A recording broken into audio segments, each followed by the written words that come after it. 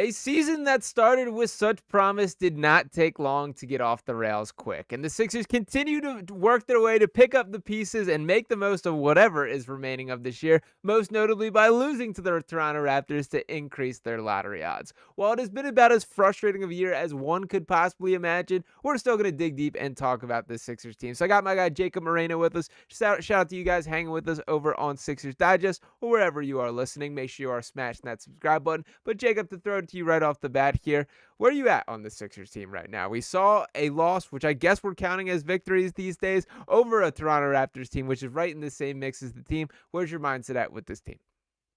My mindset is that there's exactly 1 month exactly till they play their last regular season game, and I am chalking off the days. But no, overall, I think in a general sense, I know we're gonna get into this obviously all through the episode, but my general thoughts are the tank is imminent. It's inevitable. Seems like they're finally embracing it. They have 17 games to lose as much as possible, and in order to do that, you don't rush Tyrese Maxey back. Give him all the time he needs for that finger and the other injury he has. And Paul George, you shut him down for the season, especially considering the update that we're going to talk about later on. And you just let Quinton Grimes continue to take 20 shots a night. Just let whoever play. If someone has an injury or an illness, let them take a little extra time off. But yeah, biggest thing is try to get Cooper Flag, try to get in the top six, try to get in the top three. So yeah, tank, lose, and see whatever fun stuff happens from now until April 13th. Yep, nope, you're 100% right. And with that loss last night, we did see the lottery odds shift that the Sixers have dropped to the fifth best odds, currently sitting with a 9.8% chance at that one pick there, a 39.9% chance to stay in the top four, roughly 64% to keep the pick overall in that top six. We'll note that the Brooklyn Nets will be playing tonight against the Chicago Bulls without Josh Giddey and Lonzo Ball, so potential winnable game for the Nets. If they are to win that, that would officially give the Sixers that fifth seed as in regards to lottery odds. If the Nets do lose tonight, they will drop and take that fifth seed, but the Sixers will have cemented their spot as the sixth worst record, sixth best lottery odds there. So still a lot of moving parts, 17 games ago for the Sixers season, but you did nail it here. It has been a miserable viewing experience, but we are letting Quinton Grimes cook. So we'll start there real quick, because that has been kind of the, I guess, best story on the floor in regards to this team. A lot of the notable talent kind of being pulled off. We've seen some flashing from guys like Adem Bona, Jeff Doughton, but it has been Grimes that is absolutely earning the future contract that he will sign this offseason. What was your reaction when the Sixers initially went out and got Quentin Grimes in that Caleb Martin trade? I personally was a little bit more of a Caleb Martin believer and kind of frustrated to see him go, but I certainly see the vision now. So what were your initial impressions when that deal went down, and what has been different or exceeded your expectation since Grimes has put on a Sixers uniform, Jacob? My initial reaction is honestly shocked because not Quentin Grimes, sorry, Caleb Martin is one of the players I didn't think they would trade just because he's the exact type of guy that needed as a 3-and-D player on an extremely team-friendly deal. But I did like the deal, although, it was a little unfortunate to see Caleb go considering, his play style, his personality, the way he erupted against Boston on Christmas Day. But the payoff has been insane. Quentin Grimes is the ideal 3-and-D wing, and that's why I was so excited for the trade. And I think it's safe to say, although Caleb Martin has only played a few games with the Mavericks at this point, that the Sixers won this move by an absolute landslide. And like I said, he really is that two-way guard the Sixers have been searching for since they traded Mikal Bridges to the Phoenix Suns in 2018. So with that being said, he isn't just a two-way guard. He's shown so many dynamic flashes. Like his scoring from all three levels is really impressed. He's making solid reads off pick and rolls. Like he really is turning into a multi-dimensional guy.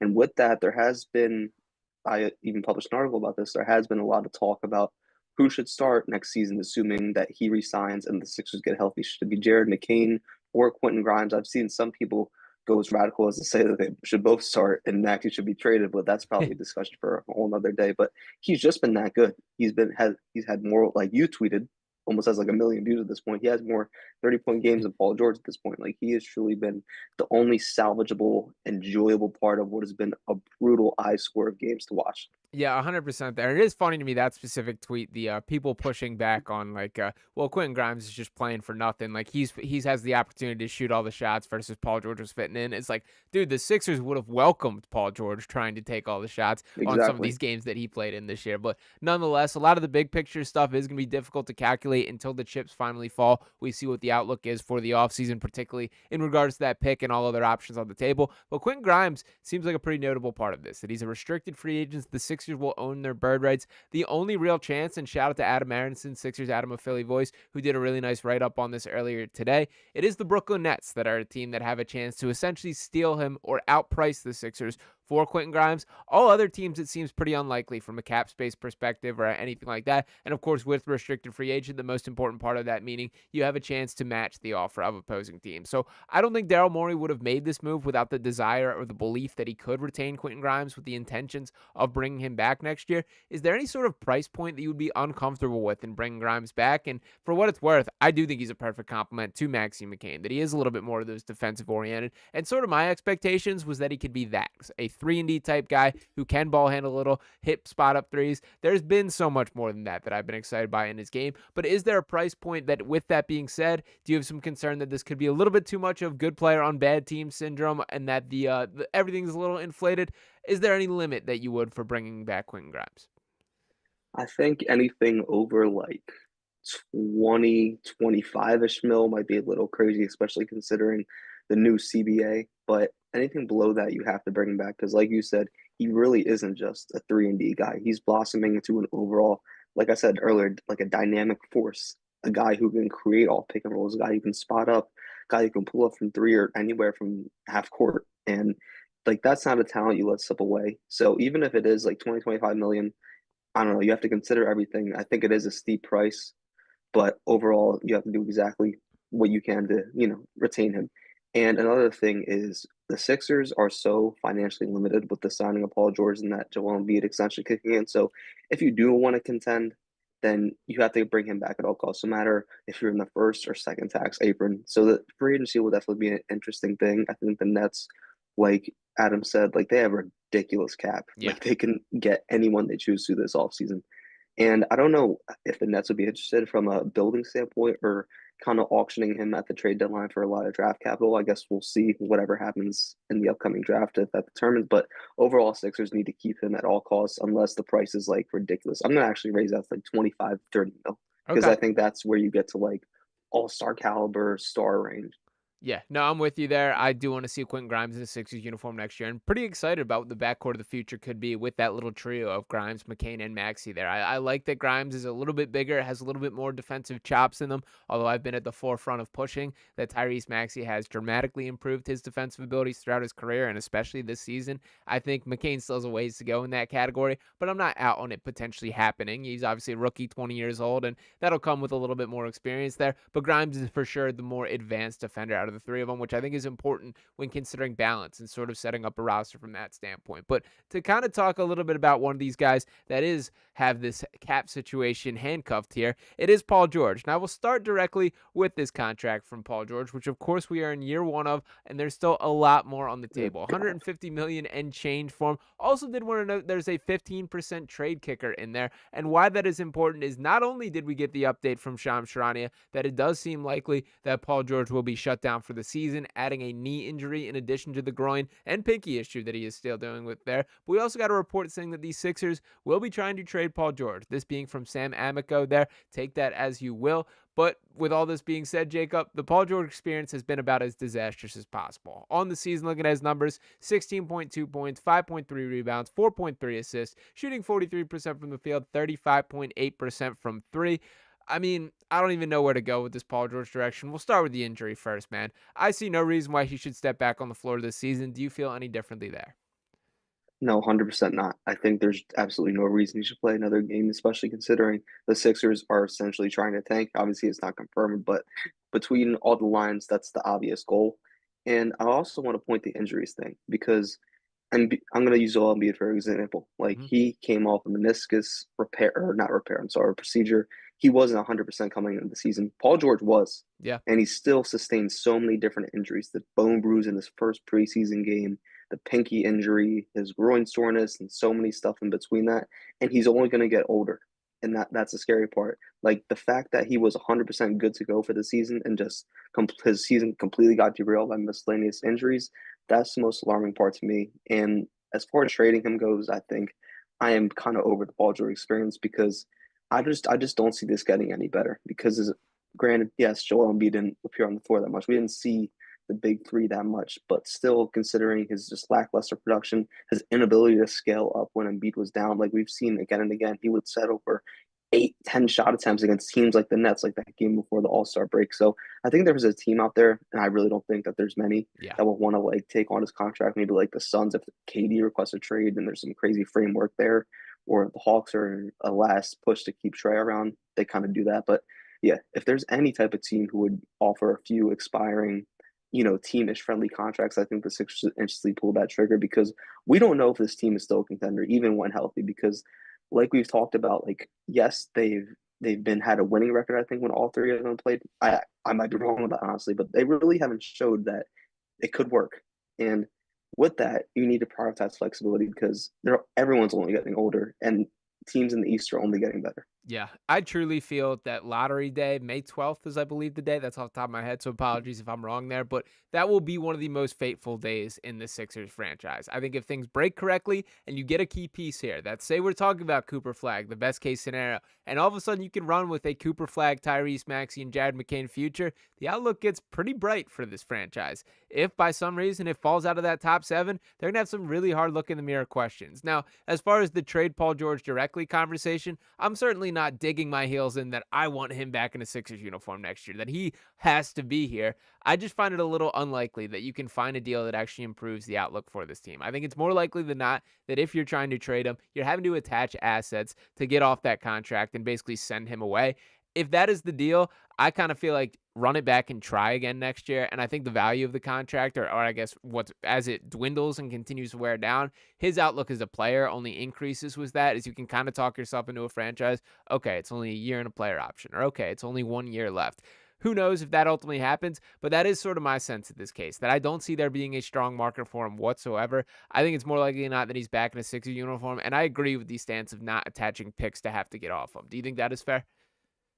I think that's fair. I think it depends though. Like if Sure. team maybe only wants a few seconds or maybe like one of the weaker first, then I would consider it. But it's just really context and situational, in my opinion. Yeah, and it will be interesting. We will cross that boat and dig in a little bit more deeper on that once we do get to the offseason there. But do want to keep it rolling here and keep it about the man making these decisions. So for Daryl Morey specifically here, has ruffled some feathers, not just with his decision making regarding this franchise, but speaking some comments about it. Now, I want to read off this full quote to him. For starters, I get this is kind of Daryl's thing that he does these conferences. He likes to talk to smart people, sound really smart up there, and use the big words, talk about all the advanced technology. Now is probably not the time, would be my main message here of, maybe not the best time to be in the front of everybody as this team has been off the rails. But the full quote that I did want to break down was this. As Daryl Morey said, the Philly fans surprised me in this manner. So I guess it's 2 seasons ago now. We were up 3-2 on the Celtics. Objectively, in Vegas, we were the highest odds to win that championship this year because they felt the team out of the East would win.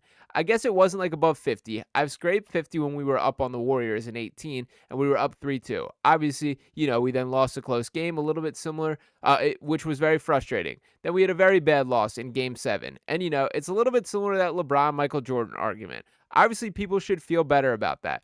Then next season, we had a very entertaining Knicks series, like almost famously entertaining. I think it was voted the best series that year, and for me it was just stressful. But for everyone else, I'm glad you enjoyed it. It's very stressful, and we lost in 6 games, to that Knicks team, which was not as good as the Celtics team. We lost to the year before. We lost to the year before. And then I was very down after that loss. And I was like, man, people are going to be so angry. And they were angry. Obviously, everyone wants us to win, but they were way less angry, yes, than the year before. And anger is all that drives Sixers fans. The aggregators are going to have a field day with this. But they were less angry, was my perception. I don't know for sure. It's not like you're surveying everyone. How angry are you? And that really threw me because to me, I'm just trying to win the title. And so the year before, for our way that we measured it, it was objectively better, even though it's still a 0 on the Boolean scale I'm judged on. So it should be all the same, and that surprised me. So Jacob, I throw it to you now. Your reaction to Daryl Morey basically not having any idea why there were different reactions to the Sixers and Celtics. What were your thoughts when first reading that quote?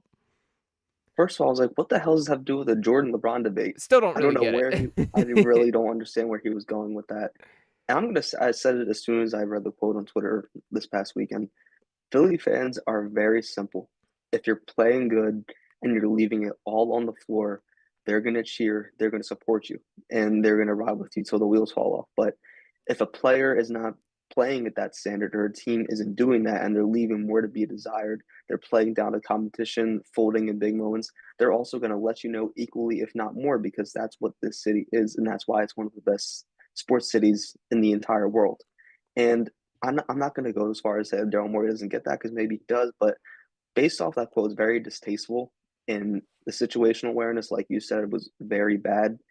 And as far as Sixers fans being less angry against the Knicks and the Celtics, is because circumstances were completely different. Yep. Because in 22-23, that team, in my opinion, was probably the closest that would ever get to a finals or championship. And they just completely, for I'm sorry, lack of a better word, shit the bed in game seven. Like they completely folded against the team that was honestly in the same tier as them that Yeah. season. Even though the Celtics probably were marginally better, they were still in the same tier. Joel Embiid folded, James Harden folded, PJ Tucker I think was a leading scorer in the first quarter, and like that game was the make or break of the Embiid era, in my opinion, and that's why it was so huge. And that's why people are so mad, is because again they folded in the biggest moments, and that's one of the biggest things that Philadelphia fans care about is can you perform when the lights are the brightest, and they didn't. But you compare that to a year later where Embiid is playing best basketball of his career, and I think probably would have been one of the best center peaks of all time. He got injured. The team was in a weird situation where they were kind of prioritizing flexibility, and fans understood that. And between that and Embiid not being 100%, they were like obviously still angry, but they had more understanding and sympathy considering all the circumstances. That's where I think that came from. Yeah, no, you're right about all that there. And I think like I've been a Daryl defender, I've been a Daryl Morey believer. In general, I still think he's done like a better job than a lot of general managers would in the spot that they've been handed when you factor in the situation he walked into. Let's not forget that he was the guy that got rid of Al Horford's contract, that he had to stare down the Ben Simmons holdout. There's been a lot of things that have gone on with this franchise beyond just missing out on a Paul George or, signing him to a contract that isn't aging well and giving Joel Embiid the extension here. But what really stuck in my brain when reading these quotes and even watching the video, watching him talk about it even struck me a little bit deeper here, is it does feel like there's a disconnect from just fandom in general from Daryl Morey. And I don't think this is just a Philadelphia thing. I think this is a sports fan thing. Like when you watch that Celtics series, it was a heartbreaking loss. There's no way around it. That you had this team on the ropes. You had a chance. They were the title favorite for a brief second there, and you blew it. And then you watch that Knicks series. And I personally didn't walk away from that Knicks series incredibly disappointed. Was I upset that they didn't win? Sure. But that team fought, that team tried, and there were stretches where Joel Embiid still looked like the best player on the floor. Overall, I left there encouraged that they could make things happen. And that is the clear difference to make. Like the context absolutely does matter. And the fact that he can't really see that, I sort of feel is a blind spot on the way that he evaluates things moving forward. Like, not all wins are created equal, not all losses are created equal, and I kind of think in the Daryl Morey algorithm that they sort of might be. And to kind of piggyback off your point, I've kind of seen some things complaining about how the Sixers traded that 2025 first round pick. I do want to say that recency bias is a crazy thing because when that trade went down a few years ago in 2020, when they shuttered Al Horford's max contract, Yeah. I was jumping up and down for joy because that was a trade you absolutely had to make. So I'm gonna like I've been critical of Daryl Morey. I've been praising him when it's appropriate, but I'm gonna fully stand by that trade because getting off of that egregious salary, because yes, Al Horford is one of the more portable big men in the NBA, but he was disastrous with the Sixers. The Oh, yeah. fit was awful. It was so clunky, and it would limit them of any flexibility along with that and the Tobias contract. So that trade was absolutely necessary. I just wanted to clear the air real quick because I've seen some things here and there on Twitter about people complaining. No, you're absolutely spot on there. I still think it was a good trade. And by the way, it's insanity that we're talking about the Sixers having a top 6 pick. Like it's crazy that that's the spot we're in that we're hoping for this. But yeah, that was a necessary deal that was made for Danny Green, that you brought him back in return for that deal, and obviously the draft capital that was exchanged. But I do think this kind of, I almost want to say inhumane feel or inhumane view of building a basketball team is kind of a concern for me. And again, as I mentioned, I've been a Daryl backer, I've been a Daryl believer, but I just don't love like the tone that he gives off and talk about like how AI making a decision and those kind of things. And for that context, would much prefer it be the Allen Iverson than the artificial intelligence in the way that he is there. But do you feel any differently about Daryl Morey than you did when he first got here, or has he basically been as expected in your mind?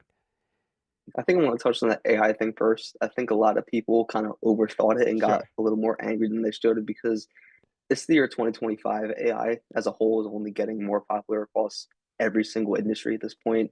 And I think with how advanced it's getting, how insightful it's getting, that front offices in the NFL, MLB, NBA, they're only going to use it more and more. I don't think Daryl Morey was on Chat GPT on June 30th at like 10 p.m. saying, should I sign Paul George? And then have an answer there. I think definitely like he used it as like a reference, kind of, taught to like do his research and due diligence. But I don't think that was the sole reason. I'm not saying that it was a good move, but I'm just talking about more the process in general. But to go back to your original question, I think I expected him to be a lot more aggressive because you consider his time in Houston, the Chris Paul trade, the Russell Westbrook trade, all the margins trades he did to try to maximize Harden's potential there.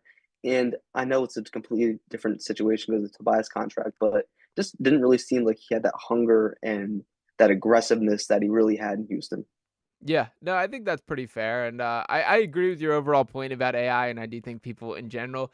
But to have a little fun with it here, I did ask Grok or Grok, however you say this Twitter guy Mm-hmm. here. My direct question was, would you have signed Paul George to a full-scale max contract this past offseason? And this was the reply based on Twitter's AI. I'd have signed him. The Sixers were at a crossroads, years of playoff flops, Embiid's prime ticking, and a fan base ready to riot.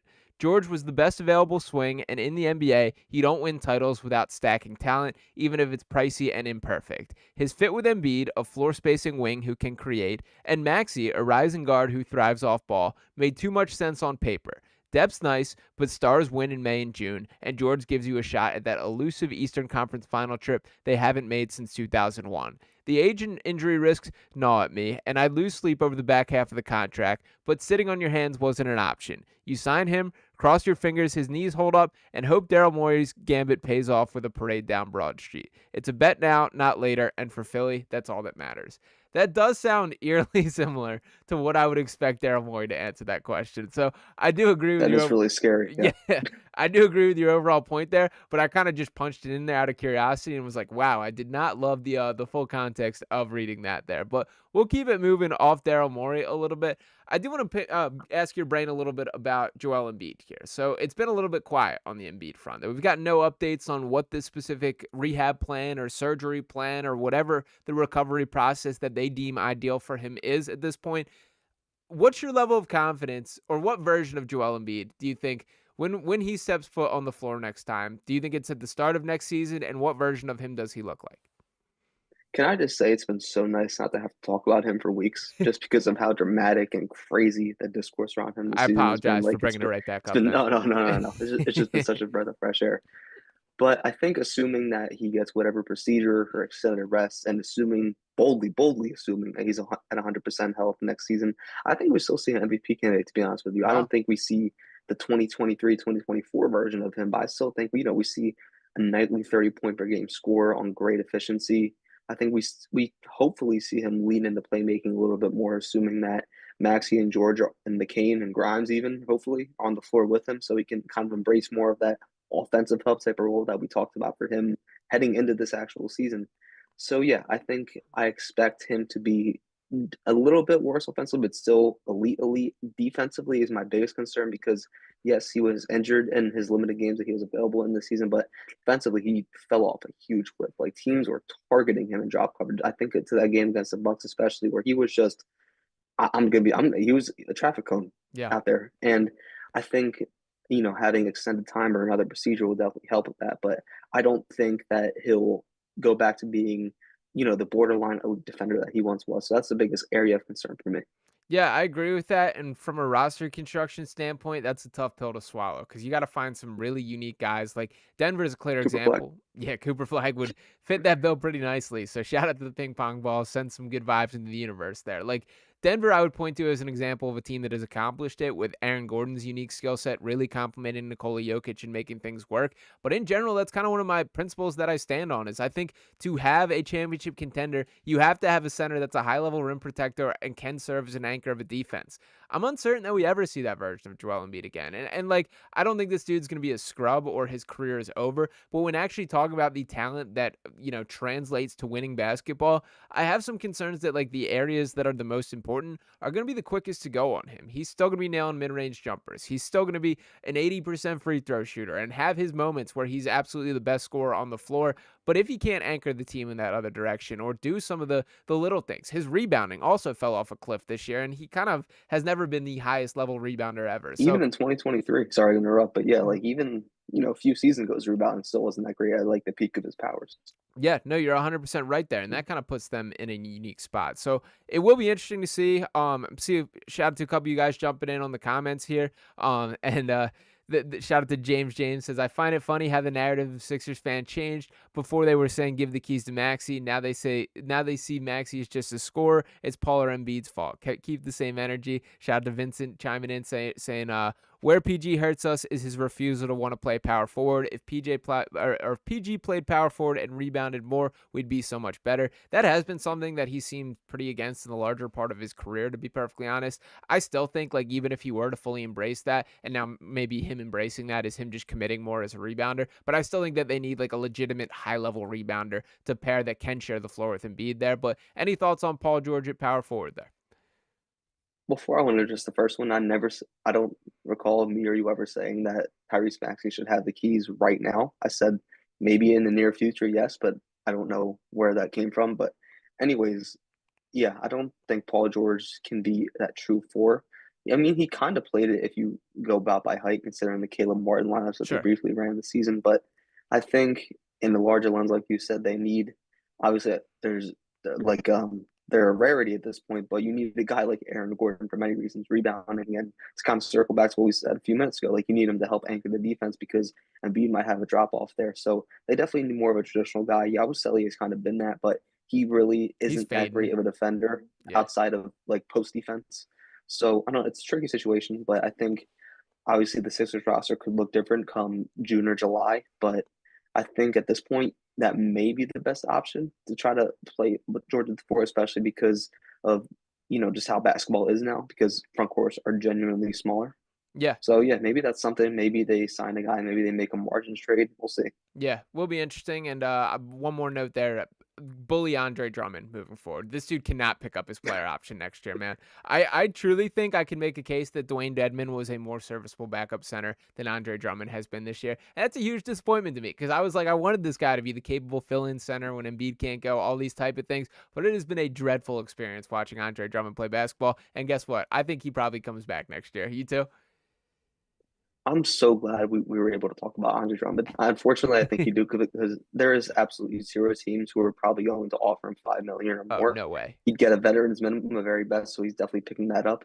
And it's funny. I actually think this morning I was thinking about that graphic from like July where it showed all the jersey swaps of Paul George, Caleb Martin, Andre Drummond. Oh, what a time that was a few months ago. But yeah, Andre Drummond, even if he signs that player option, he cannot receive a single minute on the floor. The Sixers need to, whether it's drafting another center or acquiring like a guy for cheap, like they need another option because Adembo and I think he could be the backup Yeah. center next season, but he's still very raw. So maybe just having another option that just straight up isn't Andre Drummond because, like you said, the dude just he's defective on both ends of the floor. One of the worst finishing centers I probably ever watched. Like you probably have to go back to the 1950s level efficiency for someone on his level of finishing. It looks like he Awful misses on defensively, purpose sometimes. It like really does. He just really throws it does. around the basket area. Yeah, defensively, I mean, he's always been not negative, but like, he's always been a below average defender his Yeah. entire, even when it's prime with Detroit. And it's to the point where with the Sixers tanking, I genuinely get excited when he gets on the floor. Yeah, that is totally fair there. But I yeah, started calling him Commander Drummond. I like it. I do unfortunately think, and I'm glad he loves it here. I guess I am very much in favor of like bully him until not coming back next year. But regardless, I think we got to buckle up. And in reality, they have bigger problems than Andre Drummond. Now, I do like this question that just popped in the chat. Shout out to Lucas Andrews here. What do you think will happen to Nick Nurse? So this season has gone off the rails for a lot of reasons. Nick Nurse is not in the top 5 of those, but he certainly has not been a solution to one of those either. I've kind of gone back and forth on this, but at this current point, as the Sixers sit here with 17 games remaining until the regular season finally ends, do you think Nick Nurse is the guy coaching when the season picks up next year? I honestly think so because I mean, obviously a lot can change. Coaching changes are very abruptly and unexpectedly, but there's really been like zero buzz about Nick Nurse being the one held responsible. If anything, we've seen more stuff like throughout the season about Daryl Morey's job being True. in trouble because you've seen a few Bob Myers rumors here and there. That obviously that'll be more of a topic for the offseason. But I think Nick Nurse is good because I think if the Sixers were in the play-in or like a few games below 500, it might be a different story because they were actually in a spot to be competitive. And if they ultimately fell short, then maybe there is some blame. But considering how disastrously everything is going between the injuries, the lack of chemistry, the instability from top to bottom, I really don't think Nick Nurse is the fall guy. Obviously, he has his faults, his lineups, the Kyle Lowry and Eric Gordon saga in the beginning of the season, mismanaging of rotations, questionable minutes of certain guys, but I think he deserves one more shot next year, assuming the team is fully healthy to see what he can really do. Because I think the biggest thing with him is that we were excited when he first came here in the 2023 offseason because we thought we were going to get some, innovative, driven guy, and we really never really got a chance to see it because Embiid missed a large portion of last season, obviously. So I feel like Nick Nurse as a ceiling rating coach is yet to really be tested. So I'm willing to give him one more year. Yeah, I think that's a completely fair approach. My honest prediction is I do think he gets fired, and the reason that I say that is this is one of those seasons that is so bad that somebody needs to get held responsible or something needs to change. And when you kind of go down the laundry list of guys here, you're stuck with Joel Embiid. There is no trading Joel Embiid in the short term.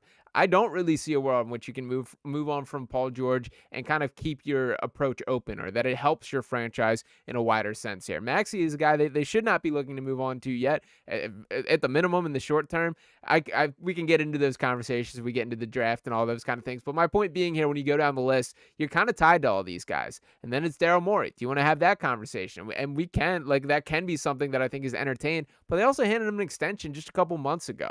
And then that kind of leaves Nick Nurse. So it's like, if something needs to change, coaching are a lot of guys, the guys that are just looked at as, the who kind of catch the crossfire there and get blamed for things. I sort of think that's how that's going to shape out. That they're going to talk themselves into, we get a new coach. Look at the Cleveland Cavaliers, who took a huge step forward, just changing their coach with the same core, that kind of thing. So I don't necessarily agree. I don't think it's Nick Nurse's fault, but that is sort of my sense that I could see the end of the season going down that path. Do you think that's crazy? Yeah, that's definitely fair. I think if anything, like if it was up to me, I think that Daryl Morey should be held more responsible. I'm not saying fire him, but definitely look into some Bob Myers type of options and kind of explore if they can bring anyone in at the very least as like an advisor. Because I don't know, like the moves he made this offseason, Paul George is a whole another thing. When I'm talking the margin, I'm talking about Eric Gordon, Andre Drummond. Like he made the team have such old players, which really hurt them early in the season, as we saw. And I think it's those types of moves that scare me the most because obviously he kind of wrote his wrongs with the Quinton Grimes and Jared Butler Right. trades, but I don't know. It's those margin trades that he did do and the signings. But overall, I think honestly, in a perfect world, the team, it's as far as big changes go, should ultimately stay the same unless a Paul George trade comes along. But if we were to fire Nick Nurse, I think it wouldn't be expected, but like wouldn't like make me like shocked.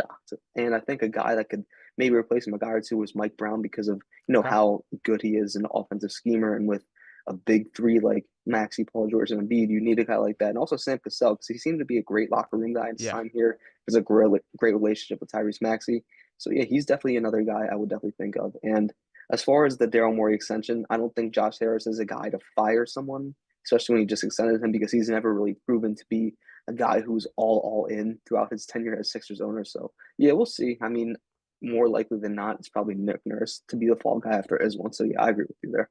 Yeah, it will be interesting. And as much as I've been critical of Daryl throughout this entire pod that we've been talking about, I still wouldn't fire him. And like, I hear you, he has not been perfect, and the Paul George one is really the one that you can, I think, pin his feet down on. I give him credit for correcting a lot of the mistakes. To be honest, for bringing in a Jared Butler, adding Quentin Grimes, flipping Caleb Martin for that. There's some stuff. Again, it was not a perfect offseason. We see the record, we see how the situation is, but I have a hard time being overly critical when I kind of would have made a lot of the same decisions in his shoes. And you still got to get him points points for the things that he did do well. He did draft Jared McCain. He did bring in some nice positive parts to this franchise. So we will see how that shakes out. But that is a lot of big picture conversation. To circle back to the short term a little bit, we have these games remaining on the Sixers schedule to this point. So as I mentioned, 17 games left. It goes against the Pacers, the Mavericks, the Rockets, the Thunder, the Spurs, the Hawks, the Pelicans, and Wizards, which are both big games from a tanking standpoint there. Then the Miami Heat, and then the Toronto Raptors, which has the potential to be a huge game from a tanking standpoint there. The Knicks, the Bucks, the Minnesota Timberwolves, the Miami Heat again, and then closing out with the Wizards, Hawks, and Bulls. So a lot of teams in the middle of the pack there. But looking down that list, how many wins do you think this Sixers team still has, left on the schedule, Jacob? Why does it feel like we have a back-to-back every single week? It's felt like that since January, and it's exhausting because especially with this team. But I think realistically, I actually use this information for the article I have coming out, but they have the sixth easiest schedule in the NBA. I think the win percentage is about 48-ish. Toronto's one, right? Totals. I was able to, I just looked at the Sixers one. Okay. But yeah, and they play the Wizards twice, like you said, and the Pelicans, which are really huge games for tanking. And unfortunately, I think those are probably the three games that they win. I think overall, I think going winless would be a very not impossible task, but just something that's not too realistic. So I'm sensing maybe like 3 to maybe 4 wins at very most, hopefully. So I think that's definitely the best idea. But obviously, ideally, you'd want to lose out considering you're tanking. But I think in a more realistic world, we see them finish like maybe 27, 25, 27-ish wins.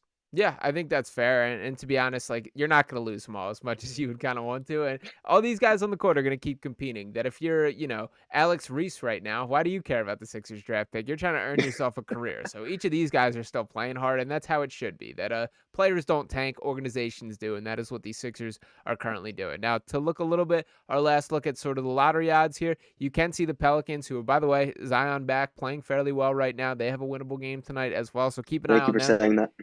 What's that? So thank you for saying that. I've been a huge Zion guy, and I'm glad to see him actually taking like a really good playmaking league. But back to what you were saying. Yeah, no, he looked great out there, and they're being very calculated in limiting his minutes, both from the health standpoint and that they don't have the vested interest in winning at this point in the game. So they're kind of in the same watch, but keep an eye on them climbing up. That's probably the only chance I could see the Sixers of, dropping in front of a guy from a lottery odds perspective. The Nets and Raptors still ones to watch, as you can kind of keep an eye on them catching them, or if the Sixers go on a little hot streak there. But the cards are kind of out of their control at this point. It is going to be at the fate of the lottery balls for what the best directive is for this franchise. So send some good prayers, watch some NCAA tournament, and try and look at who the guy that could save the Sixers organization is. So a pretty depressing episode, I would say, us talking about all this with the Sixers, but that's the state of the team here. So Jacob, you got anything else you want to plug? Any final thoughts before we get ready to sign off here? Just sharing content out with the Sixers Sense of FanSided. So just look at my content there, Instagram, Twitter as usual. And yeah, that's pretty much all I got. And I do want to say, if the Sixers do get Cooper Flag, thing that I always kind of think about is it would kind of be a repeat of the 80s because you have Joel Embiid, the connector to one era, like you had Dr. J, and then you had Charles Barkley coming in, Cooper Flag. You just kind of transcend eras a little bit. So I could see that being a cool timeline. But yeah, let me dream. So yeah, he would be perfect, man. And for all the bad years that we've lived through, all the heartbreak that Philadelphia has taken in, if those ping pong balls can reward us with one Cooper Flag, we're waving the white flag. We're going around. We want it all. So we'll see how things shake out. Still, the rest of the season gets you to this point. But appreciate you guys for continuing to tap in with us on a miserable season. So if you have not already, make sure you are smashing that subscribe button here. Drop a like on this video. Any comments you have below. Me and Jacob